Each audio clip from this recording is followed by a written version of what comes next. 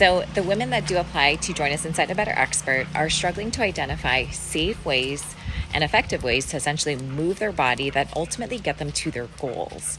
So traditional forms of like HIIT training, maybe group classes, yoga, weight training, whatever it is, always seem to push their body more into survival mode.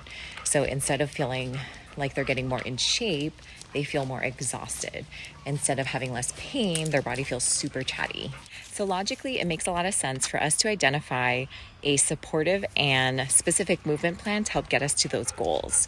So in the next few stories, I'm going to walk you through how we go about making those gentle steps in order for the brain's fundamental needs for safety to be honored, so that then we can actually make those sustainable changes and then achieve and make progress.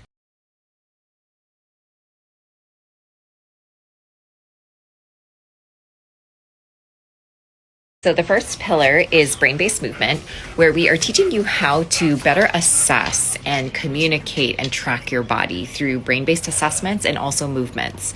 You're then shared a lot of vision, vestibular, proprioceptive tutorials where you can begin the process of experimentation to better understand how you can curate a toolkit of drills that are very applicable to your specific brain and that can be used to help regulate your nervous system.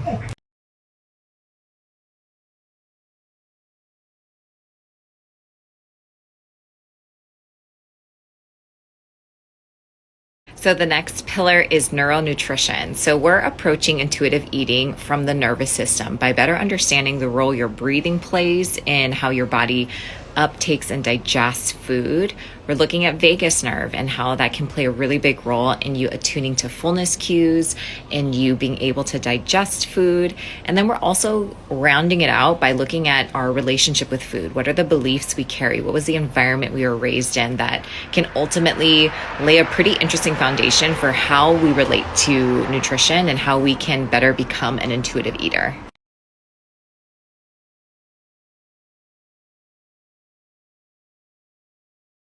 So the last pillar is feel. And within the specific part of the program, we're looking at the way that trauma has impacted the way that you connect, the way that you move through the world, the way that you access safety in the world, and how do we begin to caretake for those triggers, for the way that we default in these unique trauma responses, and then gently begin to replace them with more supportive tools like the brain-based toolkit that I mentioned earlier.